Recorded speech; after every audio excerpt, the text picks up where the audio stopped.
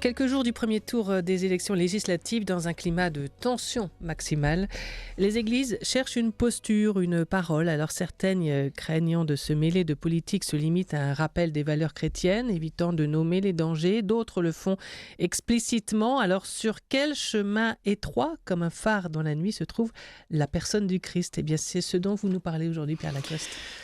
Je vais essayer résister, en tout cas par le vote, aux extrémismes.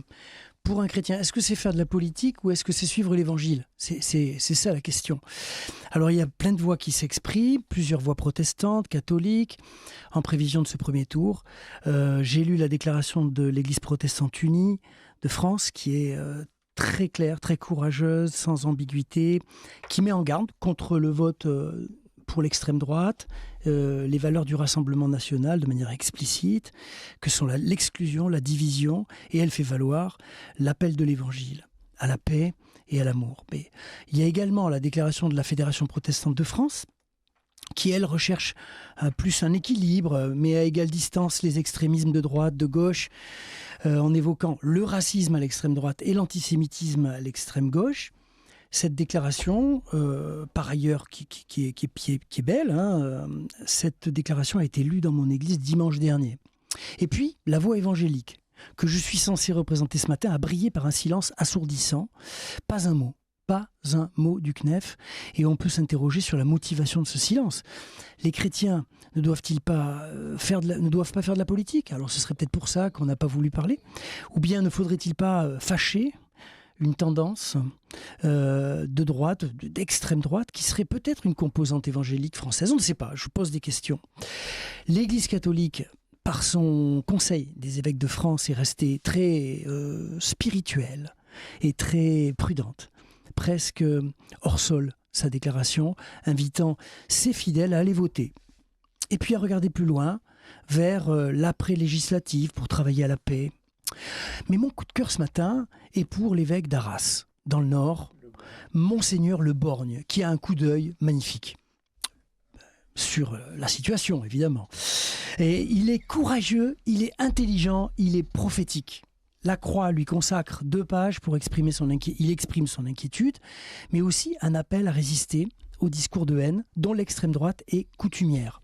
Et c'est pas parce qu'on se revendique, dit-il, de la culture chrétienne qu'on est disciple du Christ. La seule réponse à la situation des migrants, des étrangers se trouve en Matthieu 25. Chaque fois que vous avez secouru un étranger, c'est à moi que vous l'avez fait.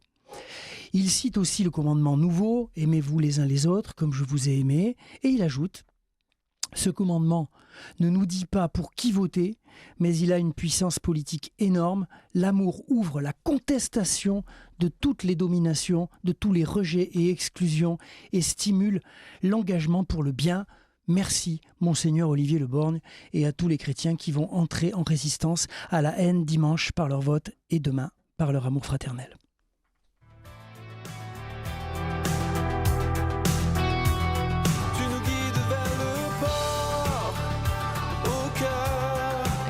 De Comme un phare, interprété par Thomas Blanc sur RCF, le plateau Spi. On reconnaît la tonalité rock que vous appréciez particulièrement, Pierre Lacoste. Alors nous sommes Père avec Jean-Claude me pardonnera. Il va se rattraper tout à l'heure avec son extrait. Nous sommes avec la pasteur Corinne Gendreau, le père Serge Rico, le père Jean-Claude Grenade et donc vous-même, pasteur Pierre Lacoste. Très beau résumé de l'implication des églises, Pierre Lacoste. Est-ce que tu as bien Serge dit, Rico. c'est pas parce qu'on se réclame de culture chrétienne qu'on est conforme à l'évangile. C'est pas moi qui l'ai dit. On est disciples. C'est Monseigneur Le Borgne. Alors, merci beaucoup, Pierre.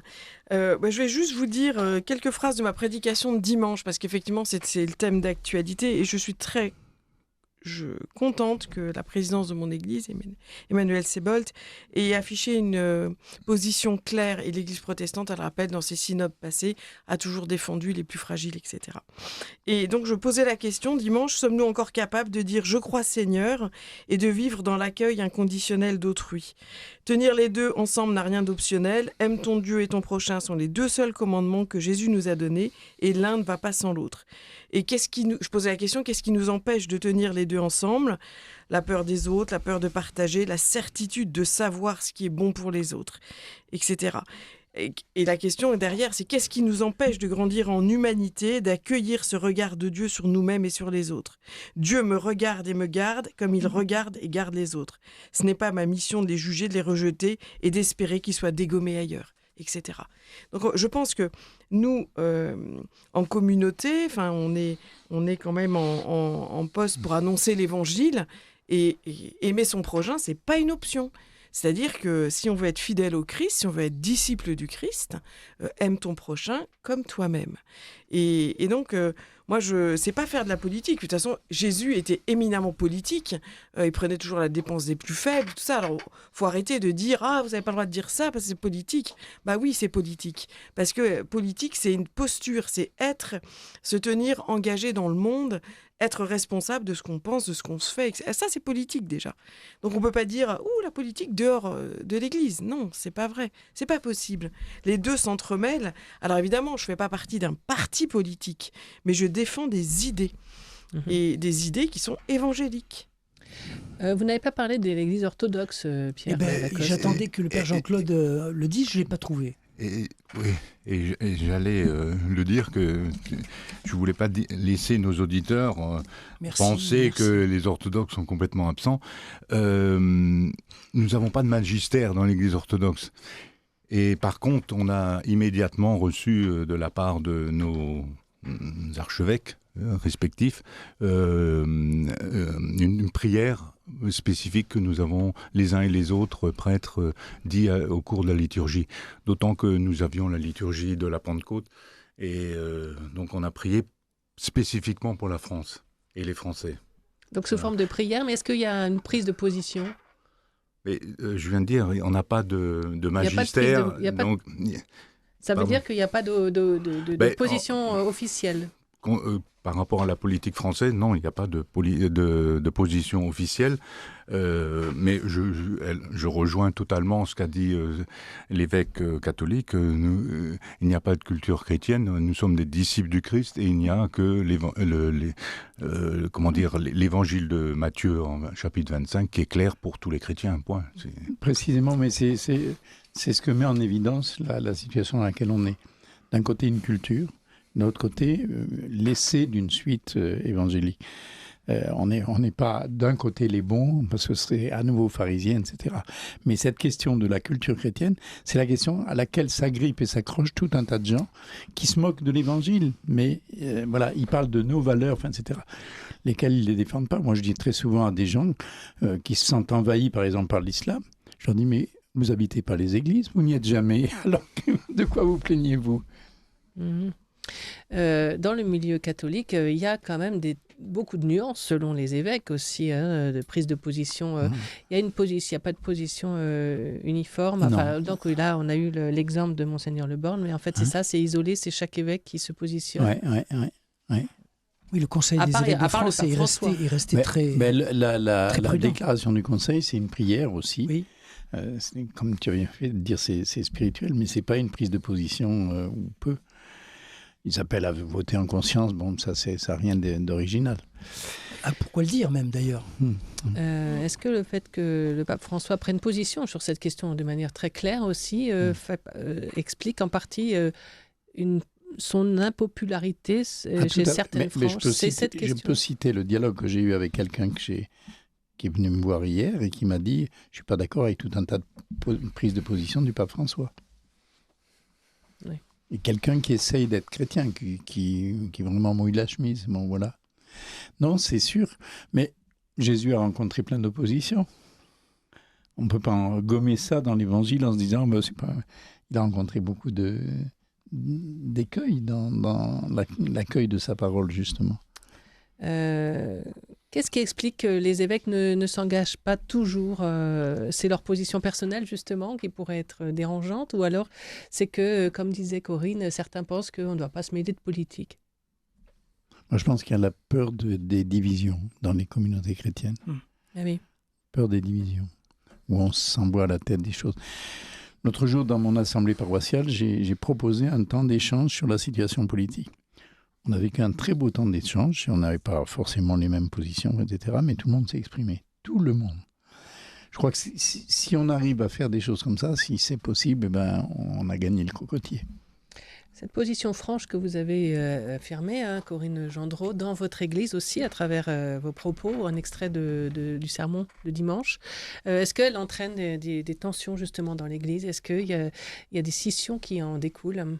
Alors écoutez, j'ai 600 familles, j'ai une famille mais c'était pas la première fois qu'elle manifestait l'opposition au communiqué de ma présidente sur divers points, une famille qui a demandé à quitter la communauté. À cause de ça? À cause de ça. Je les respecte tout à fait. Et notre présidente, d'ailleurs, nous encourageait à rester dans le dialogue, etc., etc. Donc, en fait, on ne jette pas les gens dehors parce qu'ils ne pensent pas comme nous, mais on invite chacun à se positionner et puis à être congruent. Enfin, je veux dire... Donc, en fait, oui, c'est un départ, c'est triste, mais en même temps, ces gens trouveront sûrement une communauté qui leur correspond mieux. Et voilà, c'est la vie. Alors, il y a le fait d'alerter. Est-ce qu'il faut organiser des débats? Est-ce qu'il faut aller plus loin dans les églises? Est-ce qu'il faut organiser des débats? Je ne sais pas. Il faut parler. Notre conseil presbytéral a décidé de lire cette déclaration de la Fédération protestante de France. Moi, ce qui m'inquiète, ce que je ressens, c'est une sorte de discours qui se veut un peu messianique de la part de l'extrémisme de droite. On vient tout régler, on vient apporter le bonheur, on vient donner à chacun sa pleine mesure, sa vraie liberté, etc. Non mais de qui se moque-t-on? C'est cette séduction-là qu'il faut pouvoir dénoncer d'abord comme étant mensonge. Et à terme, violence, parce que les choses qui sont dites et pas tenues, surtout des choses comme celle-là, risquent de créer un tel climat de délétère et de division qu'on ne maîtrise plus rien après. Donc je crois qu'il faut résister à cela. Ça fait penser, juste ce qu'il vient de dire, Pierre, ça fait penser à la tentation de Jésus au désert. Hein. Tentation de pouvoir, de se mettre à la place de Dieu, etc. Là, on est un peu, si on regarde bien, on est un peu dans les mêmes écueils. Très bien, merci beaucoup en tout cas d'avoir apporté la réflexion à nos auditeurs et tous les communiqués. Et effectivement, on peut les retrouver sur les sites de toutes les églises que vous avez citées en particulier.